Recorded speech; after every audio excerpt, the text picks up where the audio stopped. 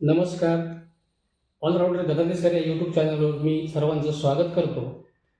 आणि आपण पाहिलं कोरोनाच्या काळापासून काही आपण जे औषधं घेतली त्याचे काही परिणाम आपल्याला आता पाहायला मिळतात मित्रांनो.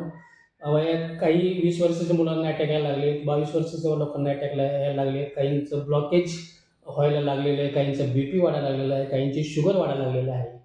तर मित्रांनो, अटॅक आल्यानंतर आपल्याला प्रवासात कुठलाही कधीही कुठेही अटॅक येऊ शकतो. म्हणून एक विनंती आहे की आपल्या प्रत्येकाच्या खिशामध्ये, भारतातल्या प्रत्येकाच्या खिशामध्ये एक रक्त काढण्याची जी सुई असते मित्रांनो, ती सुई जवळ ठेवा. आणि असं काही लक्षणं वाटलीच, आपल्याला जर काही लक्षणं वाटली अशी, तर पटकन ती सुई घ्यायची आणि ह्या ठिकाणी जो पॉईंट आहे पहा, डाव्या साईडला आपलं हार्ट असतं आणि ह्या दोन ठिकाणी टोचून एक 2 थेंब फक्त असं प्रेस करून फक्त ब्लड काढायचं मित्रांनो. कारण ह्याचा फायदा असा होतो की हृदयावरती आलेला जो प्रेशर आहे तो प्रेशर कमी होतो आणि व्हेन्स फुटत नाही किंवा रक्तवाहिनी फुटत नाही आणि म्हणून माणूस वाचतो. तसं झालं, हे झालं अटॅकच्या बाबतीत.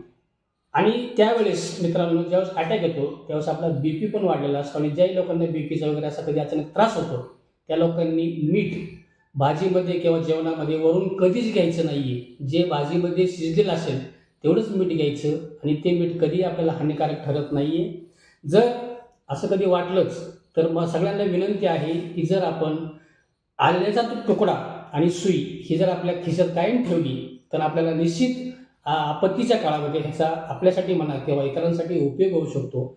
आणि दुसरा विषय असा की ज्या वेळेस असं काही होतं त्यावेळेस न घाबरता ह्या गोष्टी आपण कराव्यात.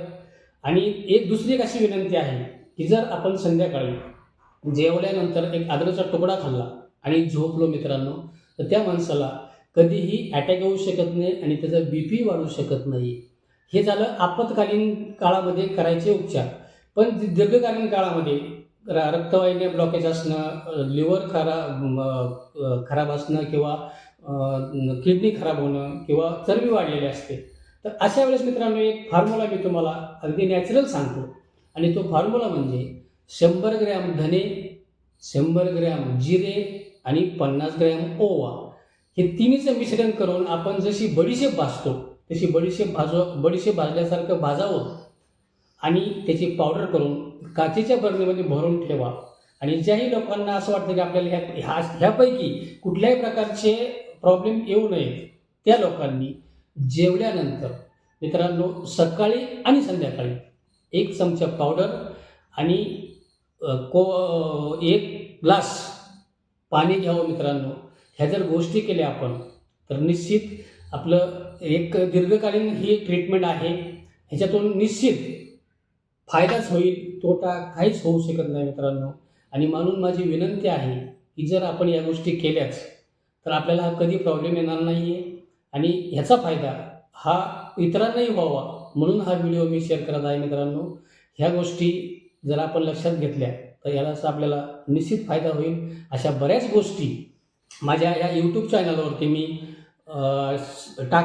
टाकणार आहे आणि ह्याचा फायदा इतरांना व्हावा हा एक प्रांजळ उद्देश फक्त माझा याच्यामध्ये आहे मित्रांनो. जर आपल्याला माझा व्हिडिओ आवडलाच तर मग हा शेअर करा, तुम्हीही त्याचा उपयोग करून घ्या आणि इतरांनाही तो सांगा.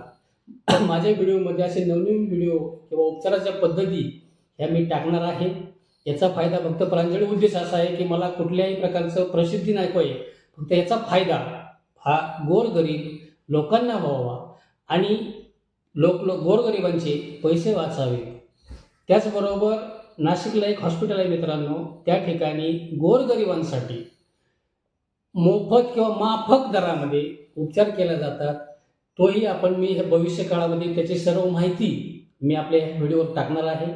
जर माझा व्हिडिओ आवडला मित्रांनो तर सगळ्यांना शेअर करा, लाईक करा, सबस्क्राईब करा आणि असेच नवनवीन व्हिडिओ पाहण्यासाठी मला तुमची सेवा करण्याची संधी द्या.